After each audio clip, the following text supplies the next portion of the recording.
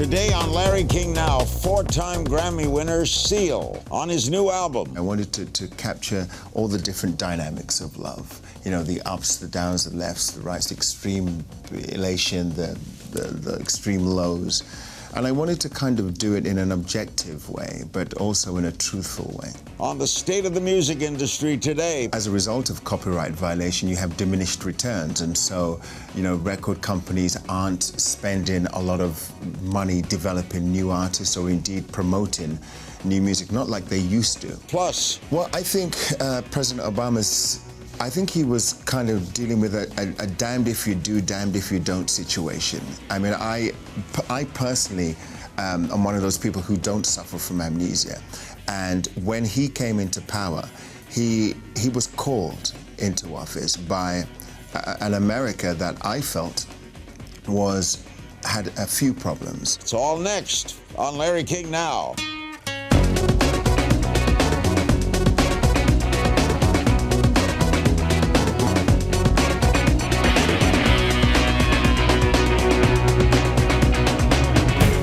For nearly 25 years, multi-platinum recording artist Seal has touched music fans around the globe with hits like Crazy, Kiss from a Rose, and Love's Divine. And now, the four-time Grammy Award winner is debuting his 9th studio album, entitled 7. It'll be out November 6th. Why 7? Well, when you say it like that, it doesn't make sense, but it's actually my 7th studio album.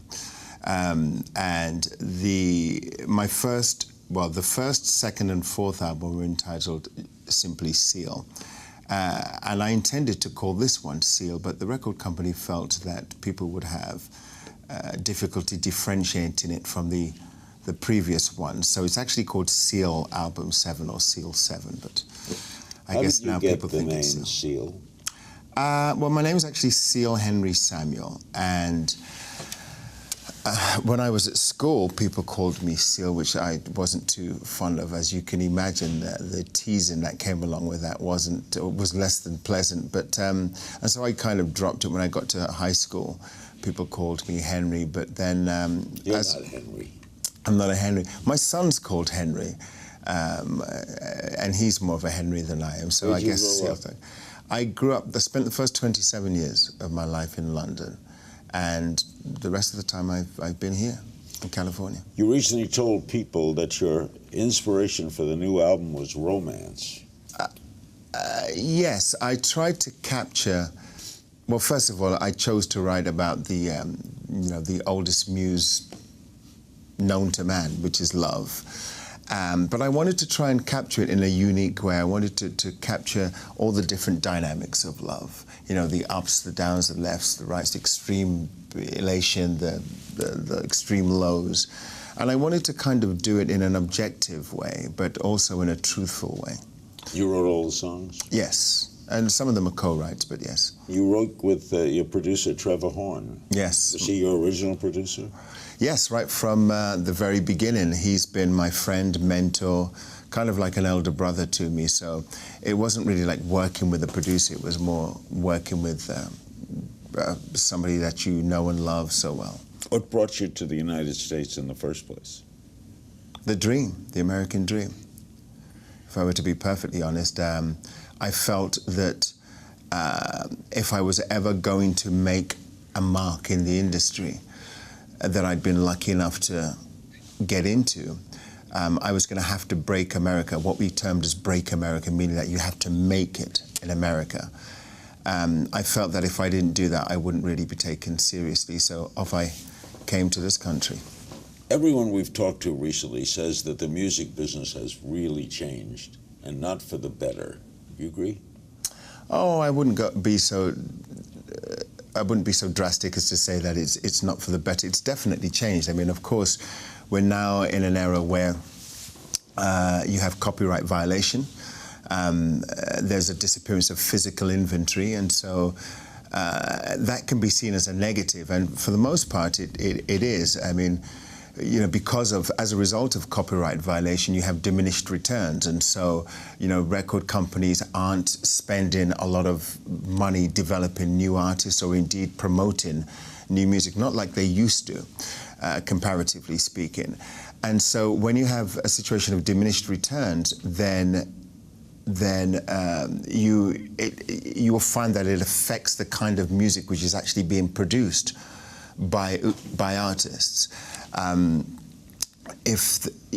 For example, if you take the record that I've just made, it took me about 1.5 years to make this record. I made it in a very traditional way, in that I made it with real musicians. There are real orchestras on it. There's real playing on it. We were in big studios that cost. All of this cost a lot of money. You have to ask yourself if as a result of copyright violation there is no money, there is a situation of diminished returns. Where is the money going to come from to make the kind of record that I've just spent the last 1.5 years making? Why did they spend that money? Because good records, if you're trying to make records that are with integrity, and if you're trying to make records that withstand the test of time, the kind of records that I aspired to when I was getting my act together, unfortunately, those records cost money. But we have now Pandora, YouTube, Spotify, right? Yes. You can get music free. Well, I mean, as I'm sure you know better than anyone else, Larry, there's no such thing as free. Nothing's ever for free. There is, I mean, you pay a penalty, whether you're being blitzed with advertising, or whether, you know, the actual quality of the streaming is being compromised. I don't think anything's ever really for free, but for all intents and purposes, I get your point. Most people will see it as something that they are not paying for. Right. There's no perceived value there, which is a negative.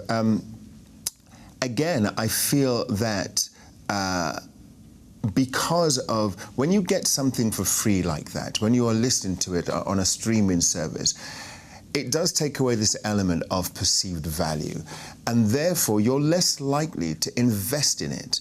I mean, if you think back to the days when you used to buy records, like when we both used to buy records, you know, when we were a lot younger, you couldn't afford to buy all the music that you could eat, right? And so you saved your money, and you were very careful about what you actually bought.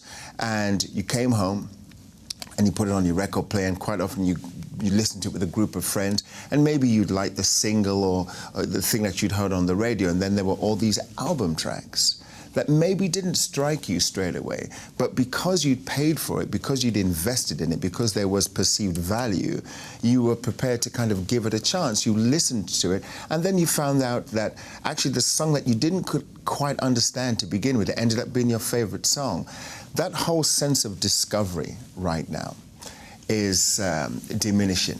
Well, and I think that's one of the things that I think is a negative with this digital age in which we live. However, that said, on a positive note, you now have the power of the internet. You now have the ability to release a song on the internet and reach an infinite amount of people in a way that you've never been able to do so before. So now you have the most powerful marketing and distribution tool ever known to man. Well put. Up next, we're going to take a look back at Seal's storied career, and he'll be coming to a city near you to perform some of this great new music, and the new album is 7. Don't click away. We're back with the great Seal. His 7th album is 7. It's full studio album, full orchestra, unheard of. You're touring for the new album. I will be, hopefully. I mean, obviously that largely depends on the success of the record. I mean, I've always said that my career is very simple. You know, I make a good record, I go out and tour, or people buy it, they want to see more of it, I go out and tour. I make a bad record, I stay at home, and I'm out of work. You call it bad if it doesn't sell? I beg your pardon? You call it bad if it doesn't sell? No. I call a bad record one that I didn't commit to, I didn't focus 100% on, and a record where I didn't absolutely tell the truth. And that shows in the play. Yes, and even if that record is commercially successful, you're forever tethered to that record because you know that you didn't commit 100%. Do you like touring as much as recording? Two different things. I don't like being away from home that much, from my loved ones. But, I'd be lying if I said that the feeling that you get when you walk out on stage and you have a connection with those people that have supported you for years, that have supported your music, that have connected with your music, and now you're able to look into their faces and share that moment with them. It's like having the most incredible conversation with new people every night. Yeah, there's nothing like an audience right there. What kind of music do you listen to? What kind of music did I listen to growing up? What inspired me to make music? Lots of Stevie Wonder, lots of Sinatra, a lot of Sinatra. I'm a huge Sinatra fan, and that's actually what I've been listening to recently. He's not bad. He wasn't bad. He was great to me. Yeah, he was the best, I think. If music is about storytelling, I think he was the greatest storyteller of all time. Are you keeping up with the current race for the presidency here? Not as much as perhaps I should be keeping up. I know there's a huge comedy aspect to it that is pretty difficult to miss. Are you referring to Mr. Trump? I'm referring to a few people, actually. They all seem to be having quite a laugh at his expense. Yeah, I haven't been paying too much attention to it. What do you think of Obama's tenure? Well, I think President I think he was kind of dealing with a damned if you do, damned if you don't situation. I mean, I personally am one of those people who don't suffer from amnesia. And when he came into power, he was called into office by an America that I felt had a few problems. First of all, it was in just the deepest economic turmoil that I can ever remember, like $1 trillion deficit. So how was anyone going to walk into that job and sort out that mess? It was just never going to happen. But I think, he knew that to begin with. But I think that there was an even bigger problem. I think that America was going through an identity crisis. And I think that what it needed, as much as a great president, to the same degree as a great president, was a great leader. I felt that the country had been misled before his tenure. And I felt that by virtue of him coming into office, the way that America was seen in the eyes of the rest of the world completely changed. Up until that point, America was seen as a warmongering, a kind of self-elected police force of the rest of the world that put its nose into places where it perhaps shouldn't have. I didn't necessarily agree with that sentiment because, I've lived here and I understand how difficult it is to do that job. But up until that point, that's the way it was seen, I feel, in the eyes of the rest of the world. By him coming into office, overnight that changed.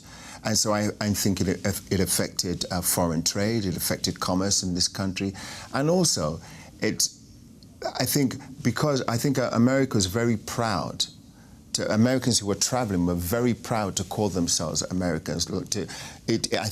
By him coming into power, it showed the progressive-mindedness and the forward-thinking nature of this great country. You once called America the greatest country in the world. Do you still feel that way? Absolutely. I think that somebody like, President Obama coming into power couldn't happen in any other country. You said that if you weren't a musician, you'd have been an athlete.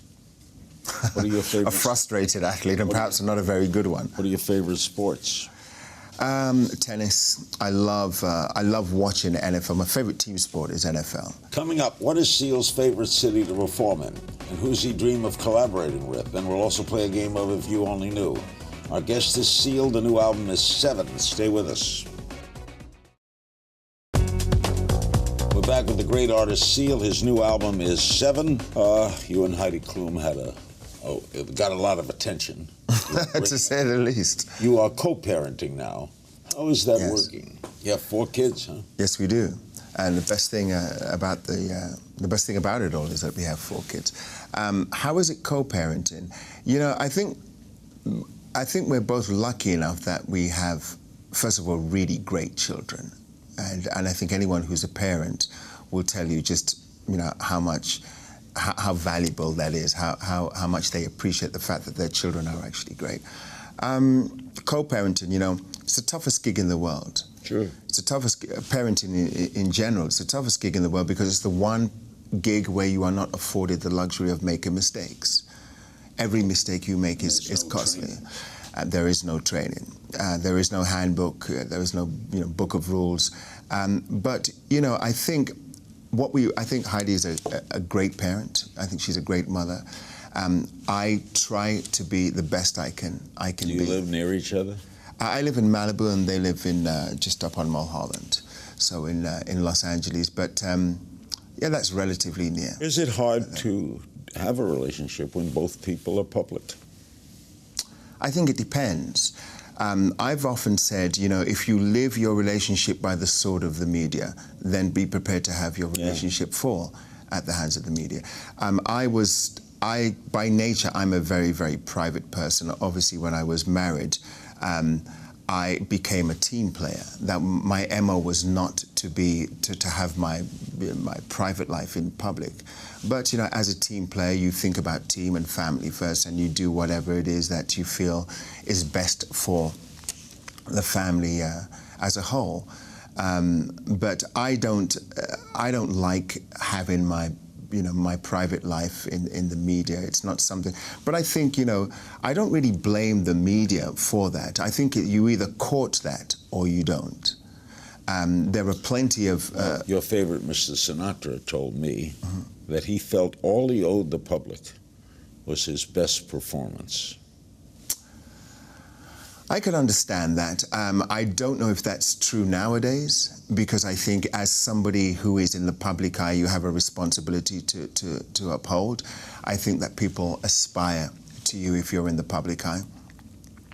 And if you represent something I referred to earlier, the American dream, and if you represent that, then you do owe the public a little bit more than just a great performance. But I still feel that it is possible. There are plenty of people, plenty of actors and musicians who keep their private life out of the very hard today. It's very hard, but it's possible. I mean, I think either you court it or you don't court it. I mean, that's my honest opinion, having had experience. There are some people that court it and there's some people that don't. For example, I have a private life right now, but it's very seldom written about, or it's very seldom in the press, because I just don't do neither of us do the type of things that warrant that kind of attention. Relationship. Yes. Great. Quick game of If You Only Knew. Remember the first girl you ever kissed? The first girl I ever kissed. I remember the first girl I ever fancied. I don't know if I ever got the opportunity to kiss her. Who did you fancy? This girl who was significantly older than I was. Her name was Aphrodite, of all things. Is that in London? In London. And I remember... How old were you? How old was she? Oh, I must have been about 11, 12, and she was 6th grade. I think she was about 16 or something like that. And I wrote her a love letter, I remember. Oh, seal.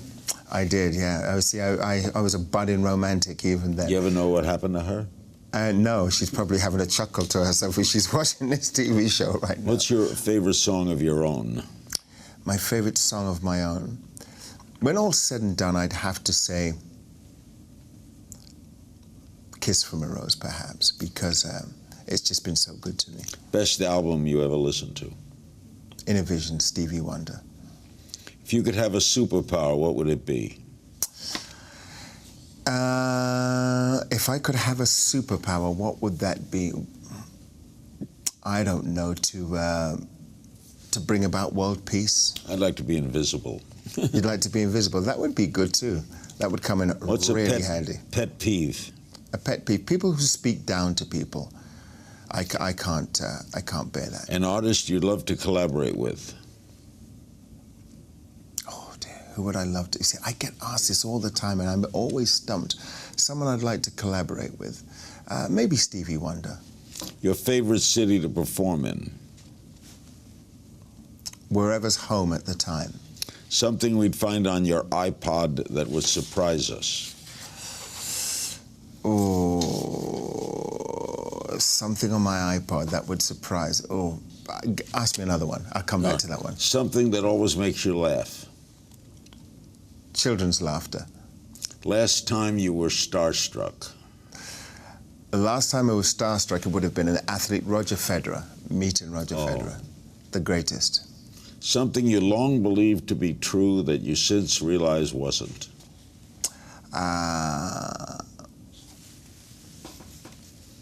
Well, when we were kids, there was an old English saying that is, don't get your hopes up too high and then you won't be disappointed. I always thought, you know, okay, well, I won't do that. But then, since I've grown older, I realize what a ridiculous statement that is. Very English. Your most cherished memory? My most cherished memory, I think the birth of my children. Nothing like that. No. We will wrap things up with some fan questions for Seal from social media. His new album is 7. Stay with us. We're back with the great Seal. The new album is 7. What kind of advice you give to musicians trying to break into it now?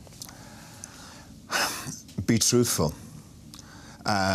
Realize that the music industry has gone through a lot of change over the years, but there were, you know, I divided up into 2 groups. There's the variants or the variables and the constants. The variables are like, you know, the format, the delivery service, the medium. The constants are there's pretty much just 2 of them. Great song and a great voice. Those 2 things never, ever change. They never change. And I think that if you endeavor to write great songs and sing your heart out, then you'll be okay. You have the new album. Any new projects coming up?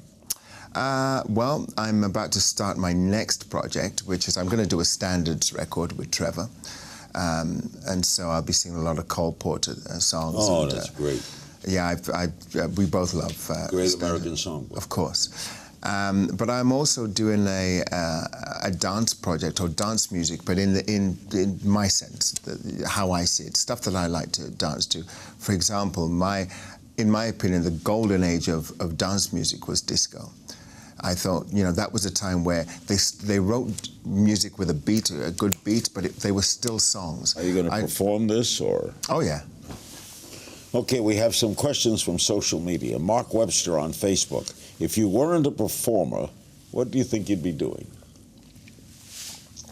An athlete. I'd want to be an athlete, but I don't know if I would have made it. Tennis? I'd love to be a tennis player, but if I couldn't be an athlete, perhaps a doctor. I have a lot of admiration for doctors. Amon Deman on Facebook. Ask him if he ever considered working with his brothers in Nigeria. With my brothers, do they mean in the literal sense? Yeah, I guess. My brothers, or in the kind of like, as in you're my brother. And my brothers in Nigeria, absolutely. I mean, there's a lot of great music coming out of Nigeria. In actual fact, I am working with this producer who is setting me up with a bunch of good homegrown talent. OG Baby on Twitter. What's your favorite type of pizza? Pepperoni, of course. Harvey Cavi on Facebook.